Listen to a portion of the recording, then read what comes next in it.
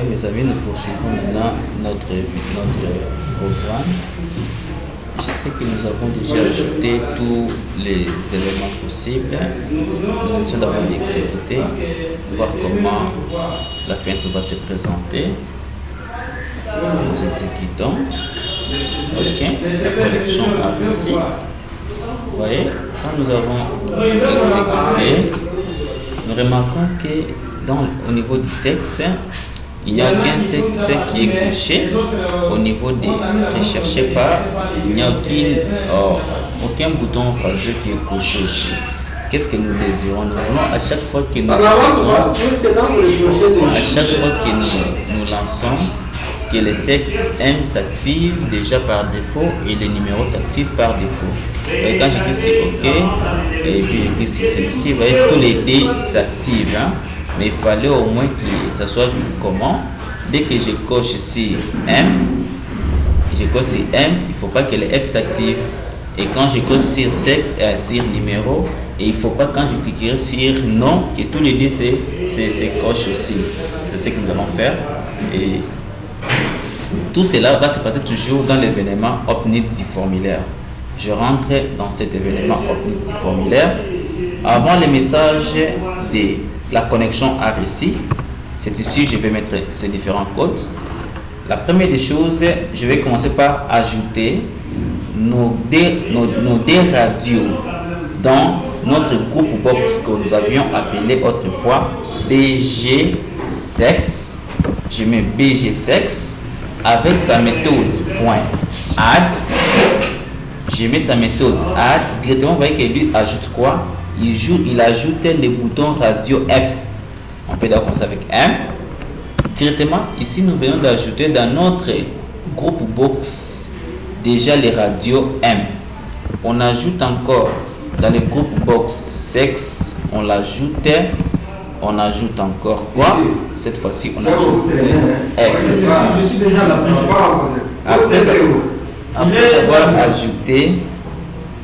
Après avoir ajouté, nous voulons maintenant que lorsque le formulaire se lance, que le sexe M soit actif.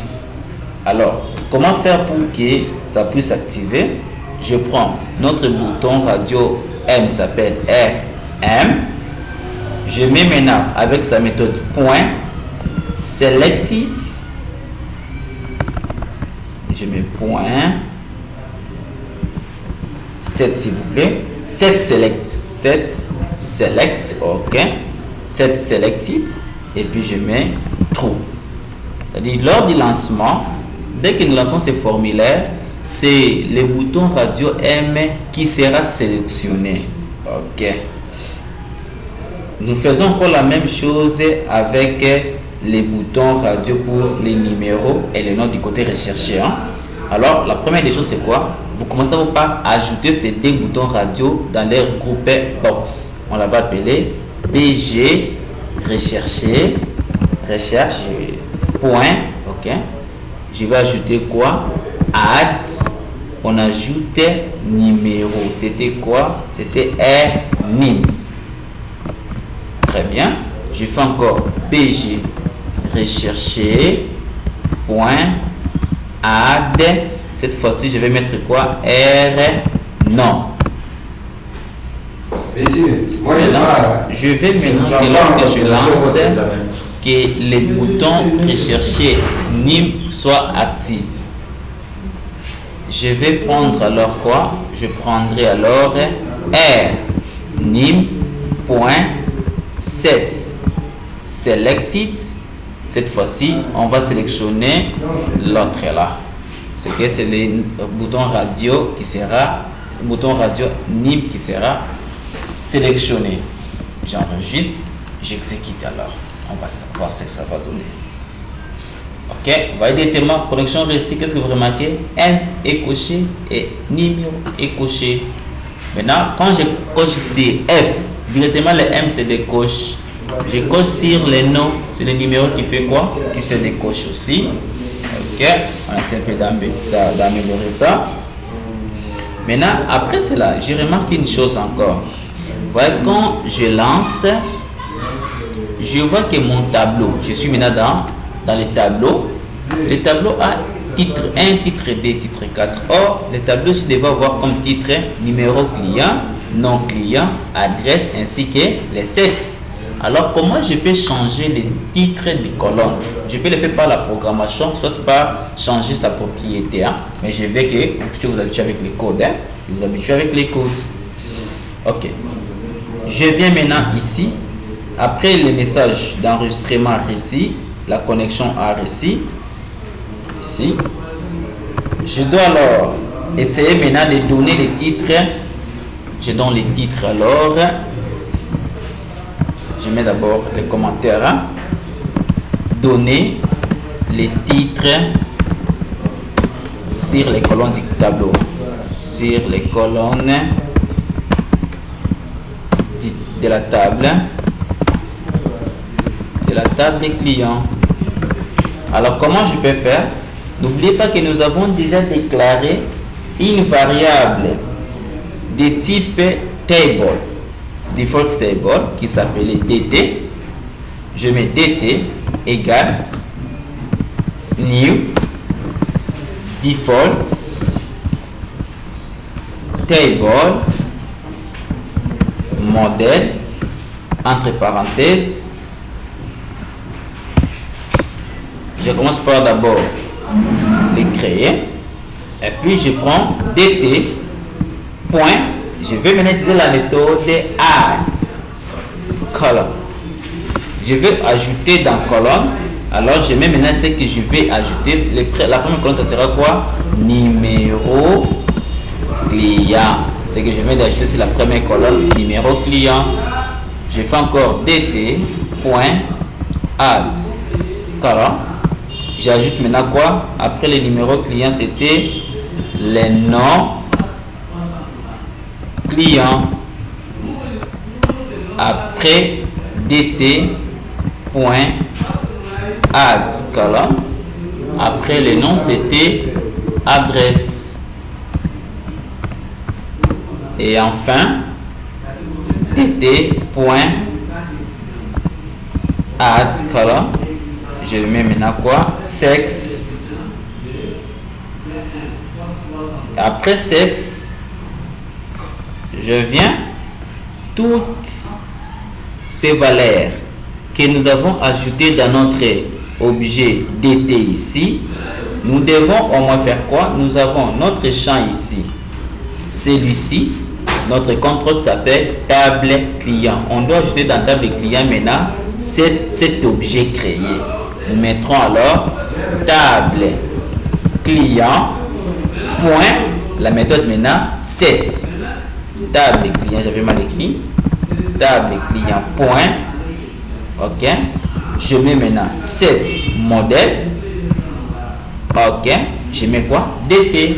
La table client va afficher quoi? Tout ce qui est dans l'objet dt. Ok, j'essaie d'accord d'exécuter. Voir est-ce que les titres là doivent changer.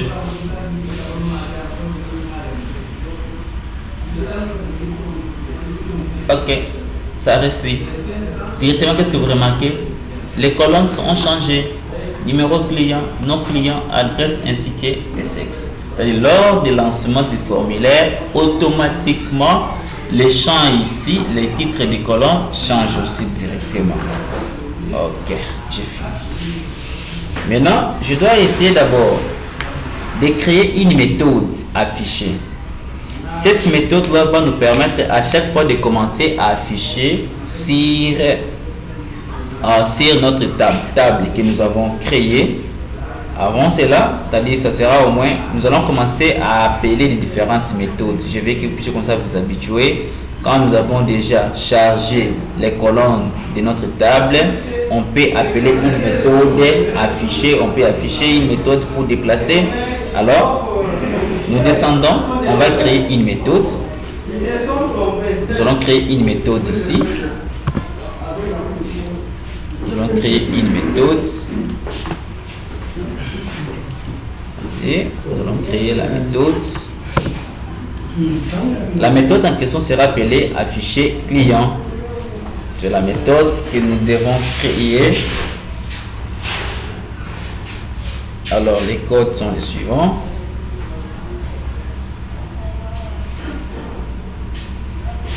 Pour créer une méthode en Java, nous commençons avec private void, il s'appelle afficher client. Après, j'ouvre la parenthèse, lui ferme, et puis j'ouvre la collade. Ok, c'est ça même. Je pense quand même vous voyez bien. Attendez que je zoome un peu pour que vous puissiez voir clairement. Ok, la méthode c'est afficher client. Je mets toujours la clause 3 et 4. Hein? N'oubliez pas, il faut toujours mettre la clause 3 et 4. Je mets toujours la clause 3 et 4. Je mets toujours la clause 3 et 4.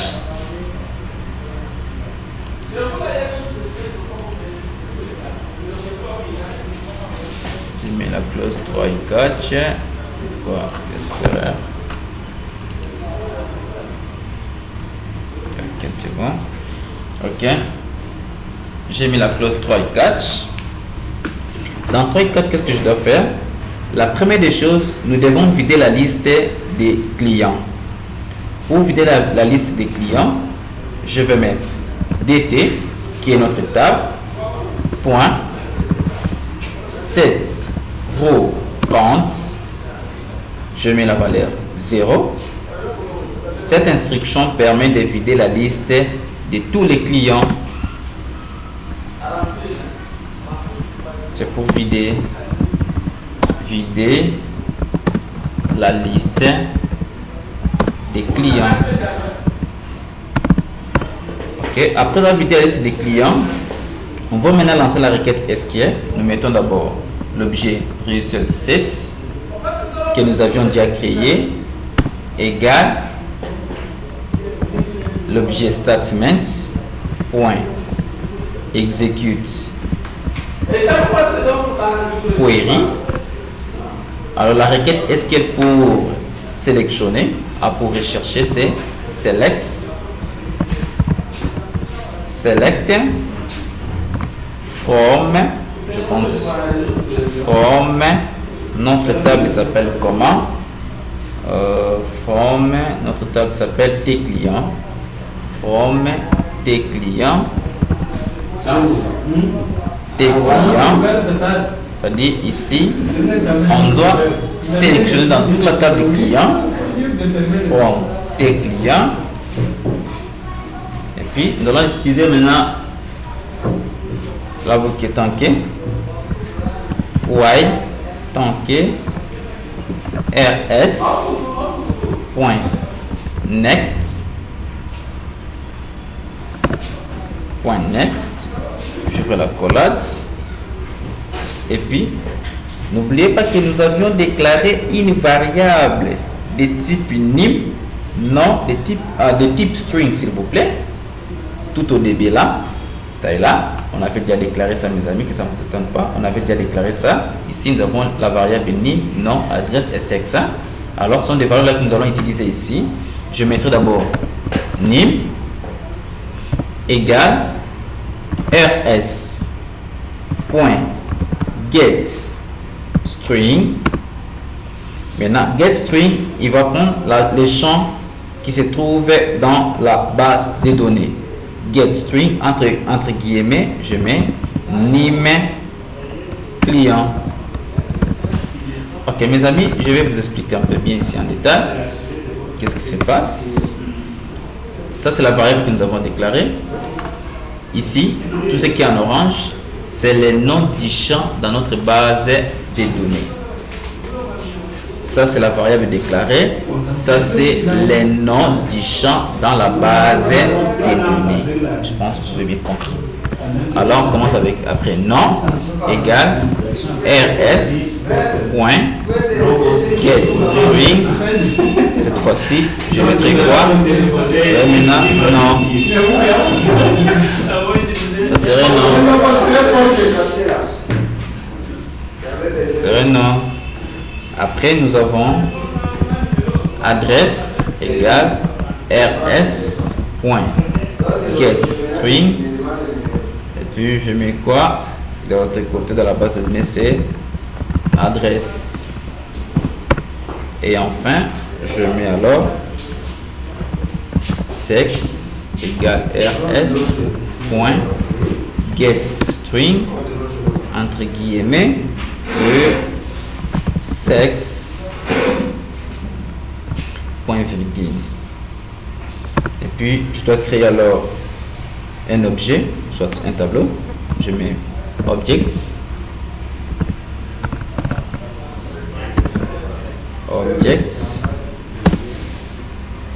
ok, objects. L'objet en question, je vais l'appeler client. Object client égale, je vais l'affecter maintenant les différentes valeurs. Objects. Maintenant, les valeurs que je vais affecter à mon tableau, c'est quelle valeur? Je vais affecter ces 4 variables. Que je mettrai maintenant ici. Je commence avec name, et puis nom. Après nom, nous avons adresse. Après date, nous avons sexe. Après avoir fini, je dois alors ajouter dans notre objet dt, c'est bon, dt point add row. Je rajoute alors le tableau client. Et puis je viens ici, je gère l'exception. Je peux déjà copier ça comme il était déjà ici. Je peux déjà copier ça. Je viens ici, je les colle, je change seulement les textes. Je mets alors erreur d'affichage. Erreur d'affichage. Ok, je viens de créer ma méthode afficher client. Je peux venir maintenant ici, là où je vous avais promis, ici. Dès qu'on a déjà ajouté le titre sur nos colonnes, ici maintenant, je dois appeler maintenant ma méthode. On doit afficher les clients. S'il y avait les clients dans la base de données, affichage des clients. Ok, directement, qu'est-ce qu'il faut faire pour afficher les clients? Mes amis, c'est simple. Il suffit d'appeler seulement la méthode afficher. Vous devez s'appeler la méthode afficher. C'est fini. Point virgule. Là, c'est rapide. Directement, on va afficher les clients.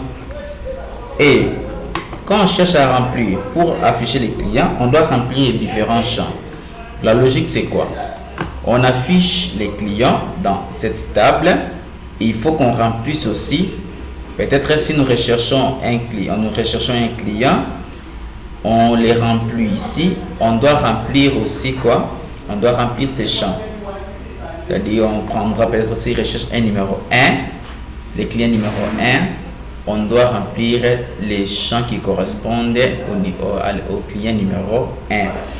C'est pour ça, nous devons aussi maintenant créer une autre méthode que nous allons appeler déplacer client, c'est-à-dire pour nous permettre à remplir les champs. Je viens ici, je mets encore un commentaire, la méthode remplir les champs. On va remplir les champs. Alors pour remplir les champs, n'oubliez pas que nous avons déjà déclaré notre indice de déplacement qui s'appelait i, et on va réinitialiser ça. On va initialiser ça à 0. Et puis nous devons maintenant créer une méthode appelée déplacer client. Alors nous descendons.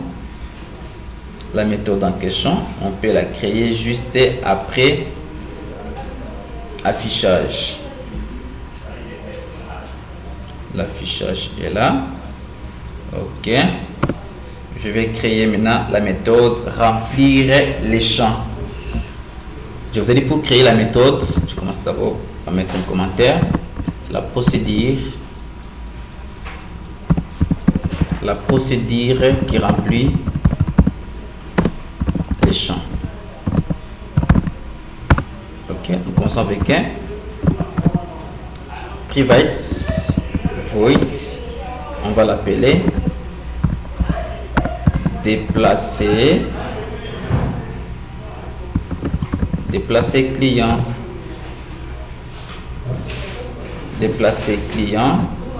j'ouvre la collade, je ferme. Maintenant cette méthode aura quel paramètre? Int i, il aura le paramètre i. Puis nous allons mettre directement la clause try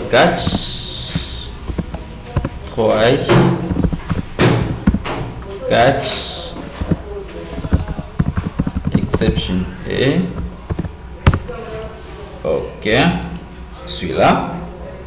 Alors nous allons commencer avec la structure conditionnelle if dt point get row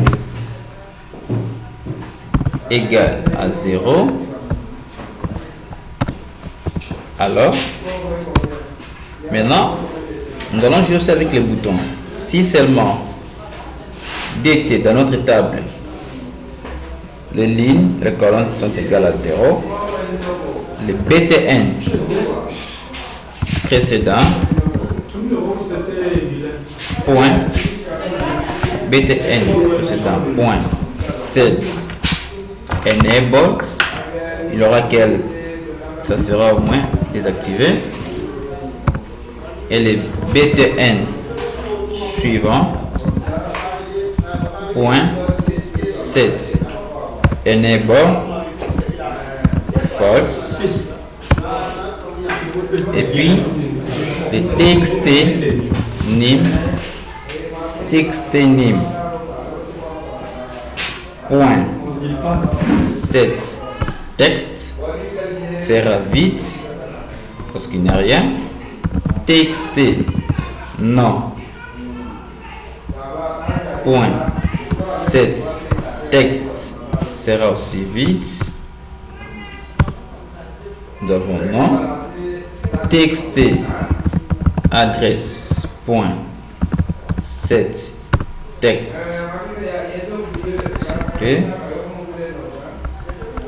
txt sex point set texte sera aussi vide. Maintenant par rapport au bouton radio, je mettrai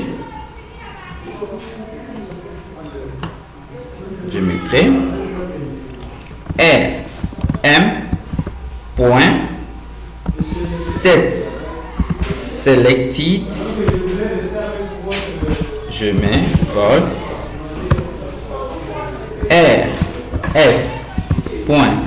Set selected, je mets encore false. Ça c'était dans les if. Else, dans les else nous mettrons quoi? Else if i égale à 0, j'ouvre la collade. Si maintenant i égale à 0, qu'est-ce qui va se passer? Le btn précédent point set enable sera égal à false, et btn suivant point set enable sera true. Puis else if i égale à dt point get row count moins 1,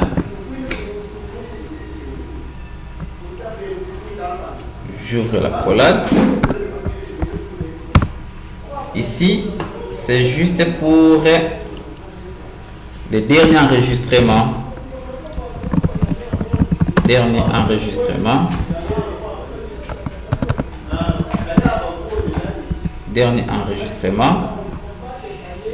Ici, maintenant, nous aurons le btn. btn précédent. Point. Set enable sera true. Et puis, btn suivant. Point. Set enable sera false. Else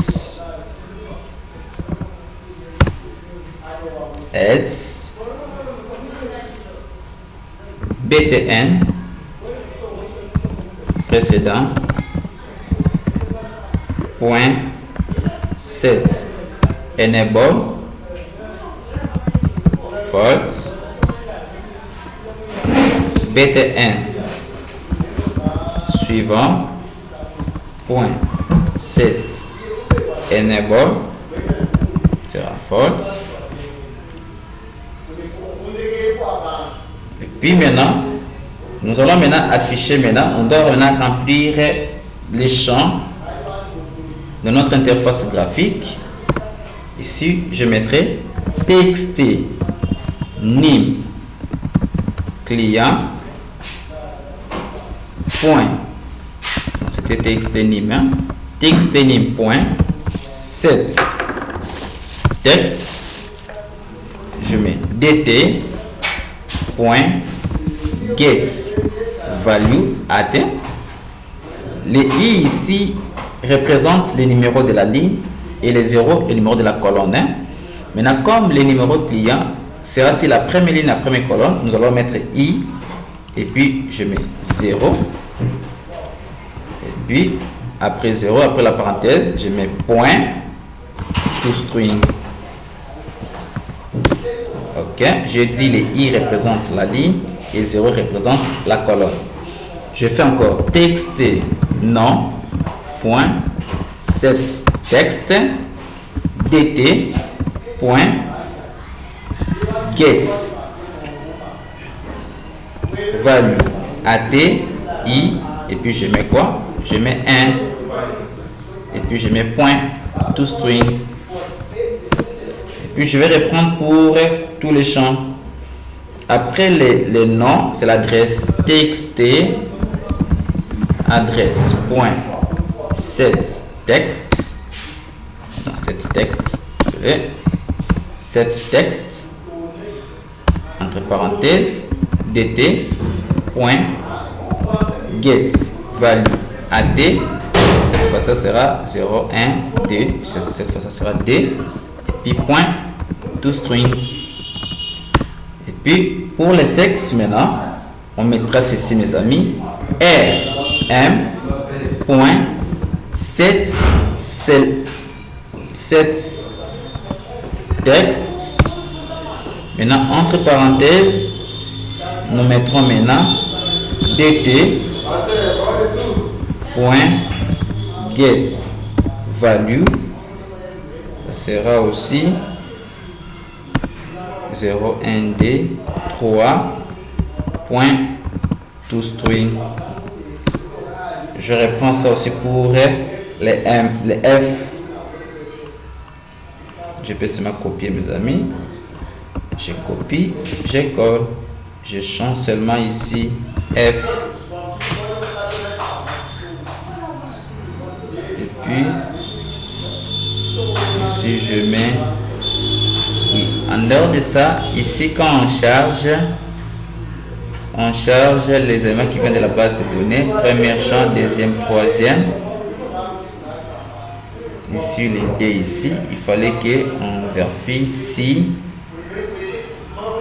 celui-ci est coché, on l'affecte. Il fallait qu'on vérifie si celui-ci est coché, on affecte à 3. Au cas contraire, ok, attendez, if rm point get selected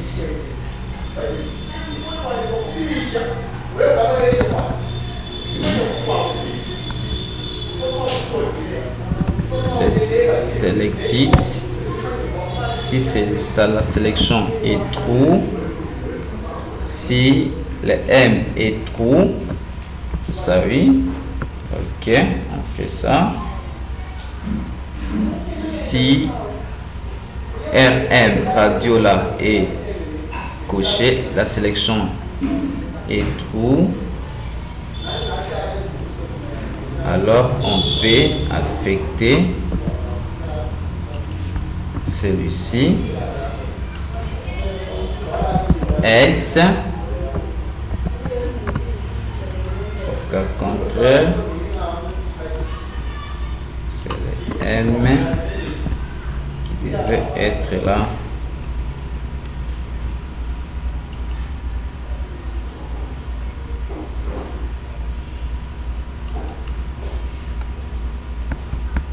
Moi je pense.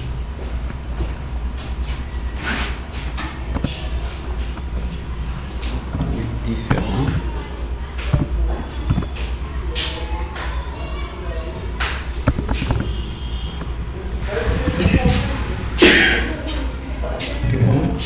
Pourquoi on refuse? Inverse if. Si sa sélection est 7. Okay. Get, on parle de sélection. If point get selected.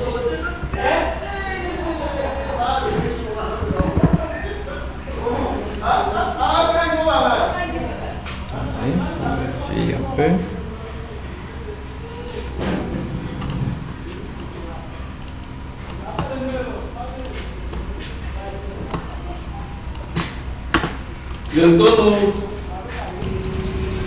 Ok, les amis, nous étions à ce niveau.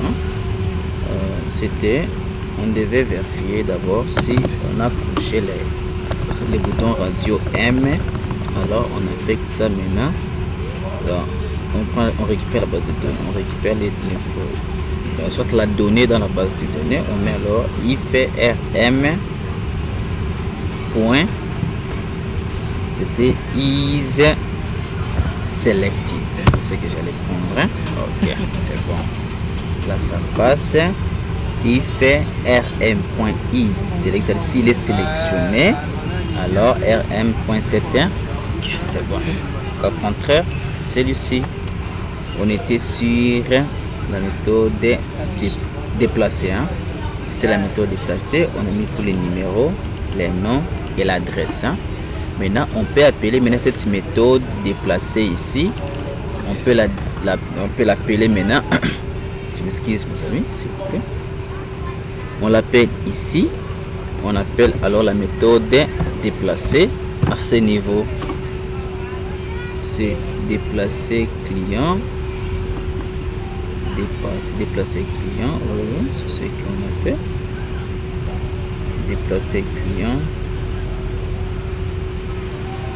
Et puis là, comme paramètre, comme je déjà initialisé le i ici, on met alors i. Déplacer client i. On peut enregistrer. On essaie d'exécuter.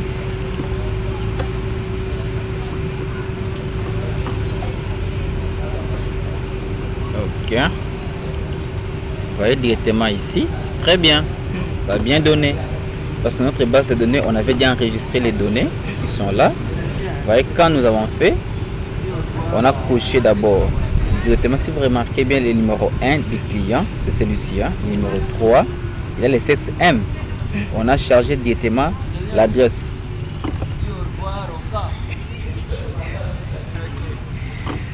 On prend alors, l'adresse inconnue. Vous voyez que son nom c'est Monfoutamart. OK. Maintenant, vous voyez que le bouton suivant est coché. Parce qu'après le numéro 3, il y a d'autres numéros qui suivent. C'est pourquoi le suivant est coché. Le précédent n'est pas coché. Pourquoi? Parce qu'avant 3, il n'y a pas une information. Quand nous cliquons maintenant sur suivant, Jusque là, parce qu'on n'a pas encore mis les codes. Je m'excuse, on n'a pas encore mis les codes. Hein? Ok, mais sinon ça passe déjà bon. Il fallait maintenant, quand nous cliquons sur les boutons suivants, on nous appelle maintenant la deuxième information, la troisième, la quatrième. Déjà ici, c'est génial. Ça passe très bien. Nous avons fini un peu les détails sur l'événement. Je donne un peu les détails. Sur l'événement OpNeed du formulaire, vraiment c'est ça les détails. Vous avez vu que j'ai commencé par créer d'abord la connexion. Après, j'ai groupé, j'ai ajouté les radios dans chaque groupe box. Et puis, j'ai activé l'un des quand on lance le formulaire. J'ai groupé encore par rapport à la recherche. Et j'ai activé aussi l'un des boutons radio et les messagers de confirmation. Et puis ici, j'ai donné les titres aux colonnes de ma table. Ici, j'ai appelé maintenant la méthode affichée. Comme nous avons déjà les informations peuvent être déjà dans la base de données, on peut les afficher déjà. C'est cette méthode. Je vous ai montré bien comment on a créé. La méthode en question est là. C'est cette méthode que nous avons utilisée. La méthode affichée est là. Et puis, nous avons fait aussi pour remplir les champs lorsque le formulaire est lancé. Et ici, la méthode déplacée a été aussi créée. La méthode est là jusqu'à ce niveau. Alors, nous avons fini pour la partie de l'événement OpNeed du formulaire. Nous passons maintenant à l'essentiel. Nous allons commencer maintenant à codifier les boutons maintenant. Je commence avec le bouton premier. Dès que nous cliquons sur ce bouton, on nous affiche les tout premiers enregistrements. Je commence avec le bouton premier. Alors, je fais clic droit. Je pars sur Event, Action, et puis Action Performed. Ici, je peux déjà zoomer pour vous, pour bien voir. Je supprime les commentaires. Ça, c'est pas mauvais. Je peux supprimer sur les commentaires. Ok. Alors, quel est le code qui va nous permettre d'afficher les tout premiers enregistrements? N'oubliez pas, mettez toujours la clause try catch. On met toujours try catch exception. Et puis, je suis dans les try. Oh, ici, l'erreur de quoi? Pourquoi il y a cette erreur? Est-ce qu'on a supprimé? Je fais l'erreur, c'est quoi le problème? Donc, dès que vous voyez déjà ceci, c'est qu'il y a une erreur. On va les confirmer, c'est bien. C'est quoi cette erreur? Try catch exception. C'est bon. On va passer un peu d'abord le tour.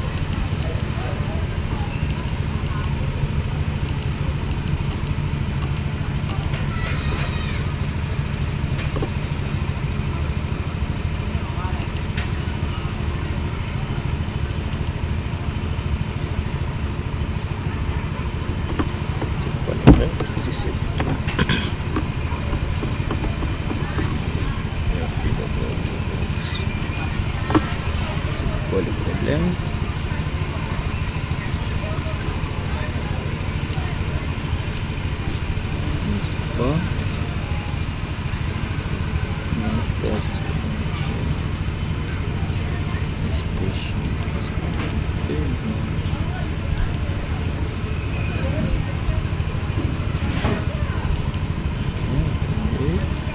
Je supprime d'abord ceci, là où il y avait l'erreur. Est-ce que ça va exister encore? Le bouton est parti, il n'y a qu'une erreur. Alors je peux remettre le bouton.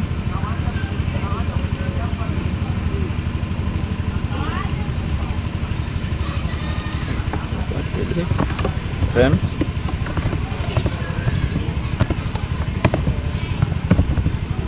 Premier. On va appeler BTN. Premier. Je double-clique d'abord. Il n'y a qu'une erreur. Alors on peut continuer maintenant. Alors, je mets la clause try. Je mets try catch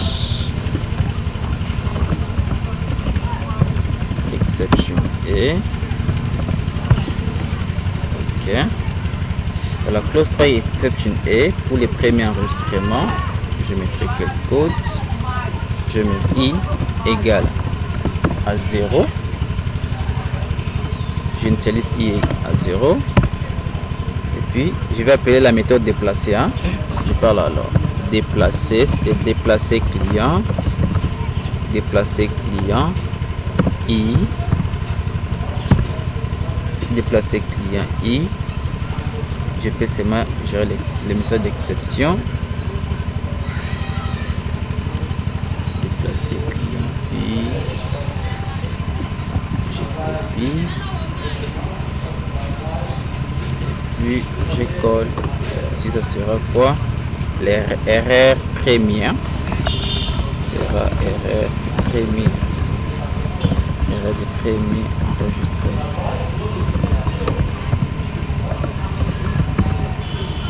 Ok, c'est ça le message. Ici, pour rentrer au premier enregistrement, il suffit seulement de réinitialiser les IA à 0. C'est fini. Directement, on a fini le code. Il suffit de mettre i égale à 0. On appelle la méthode déplacer et on va mettre i. On passe maintenant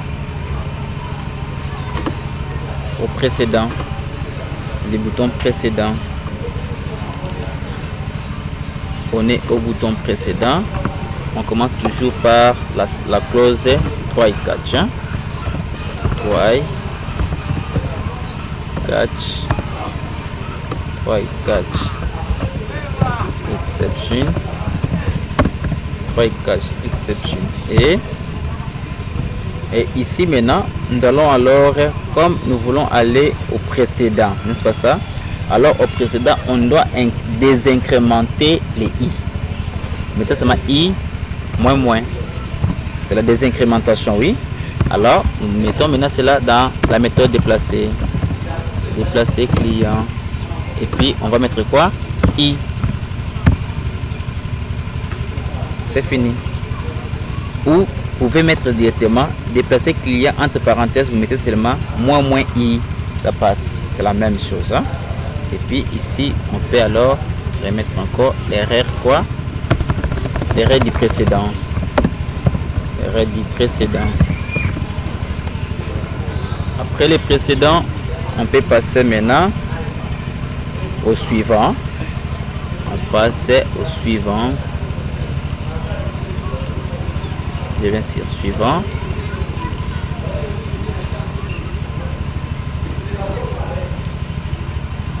Les codes pour les boutons suivants.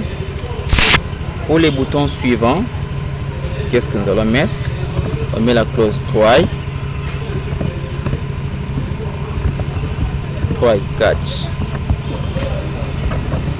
Exception et ici les boutons, c'est les boutons suivants, oui.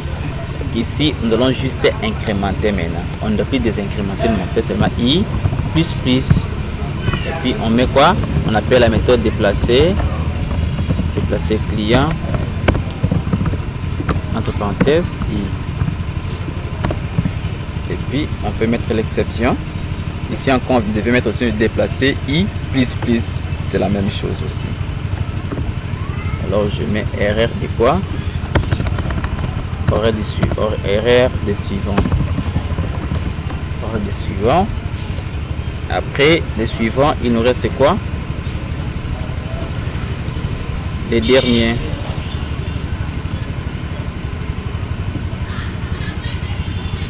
Sur les derniers, je mets toujours la clause 3 et 4. 3 et 4. Exception. Et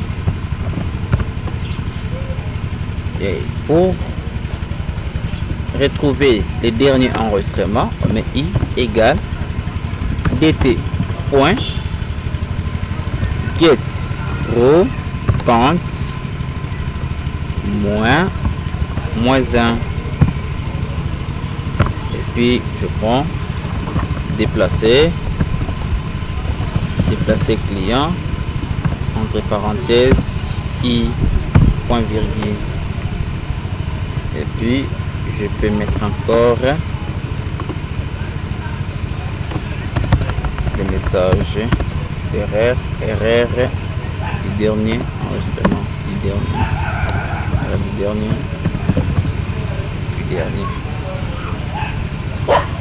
Mes amis, je viens de finir avec les 4 boutons ici.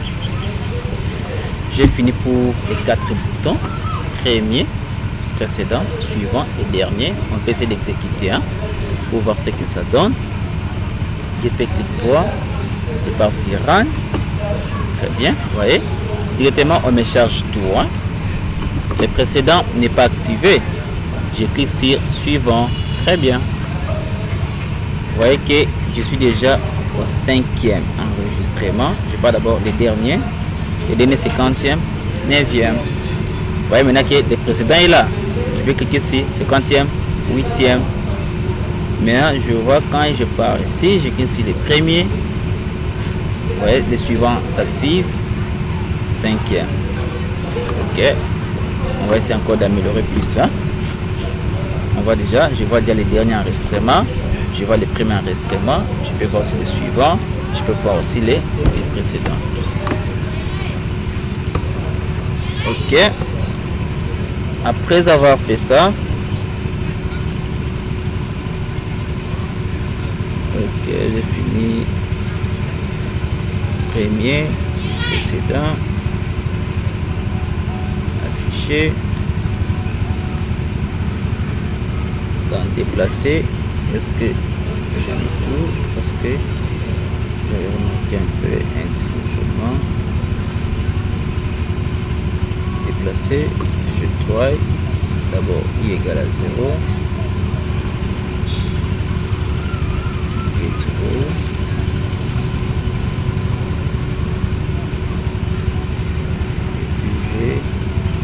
I égale à 0 dans i était égale à 0. Ok, bon tiens, ok, c'est bon. Et tiens. Ok, c'est bon. Après c'est là. La chose va commencer. C'est à peu près la même dysfonctionnement là-bas. Après else, il y a un if ici, j'avais oublié. If dt point get au compte. Cette fois ça devait être égal à 1. C'est que je n'avais pas mis au préalable. Ok. Ici nous aurons btn précédent point set enable false. Puis btn suivant point btn set enable encore false. Ok, donc c'était ça, ce que j'avais oublié parce que vous voyez, il y avait un petit dysfonctionnement. Alors je peux encore refaire. Ok, c'était ça. Vous voyez maintenant, le suivant est activé maintenant. Quand je clique sur suivant, il est là. Et moi je vois le suivant. Il ne fallait pas que les boutons ici se désactivent parce que je ne suis pas encore arrivé à la fin. Il fallait qu'il reste toujours. Quand je clique aussi, premier, le dernier, on va essayer encore de voir.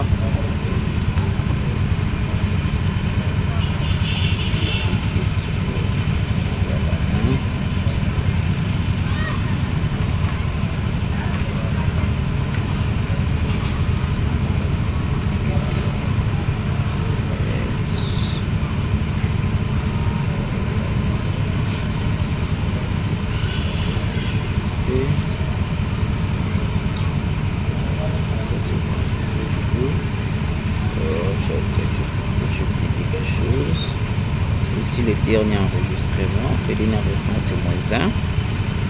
If i était -1 et puis précédent et suivant. False, else, c'est true. j'ai mal fait ici, ça devait être trou, hein. Donc au contraire, il peut être trou ici, franchement, hein. C'est ici, ça c'est niveau, c'est-à-dire après celui-ci. Ici, c'est ici que j'avais mis false, hein. Je fais encore. Il fallait que ça réponde, hein, aux besoins. Quand je clique sur suivant, ça a pris maintenant. Bah, maintenant, là, je prends ce cinquième, oui, cinquième enregistrement qui est là. Quand je clique, j'ai le premier qui est là. Je clique, c'est le deuxième, sixième, vous voyez, septième, huitième. Quand j'arrive à la fin, il se déconnecte. Là, c'est la logique normale. Je peux encore faire des précédents. Là, c'est parfait. Là, c'est bon maintenant. C'est bon. Là, on a atteint notre objectif. Ok, on a fini sur les 4 boutons de fonction. Je peux les appeler les boutons de fonction, hein, de direction, les touches de direction, je voulais dire. Je peux aller sur les derniers, les suivants, les précédents et les premiers.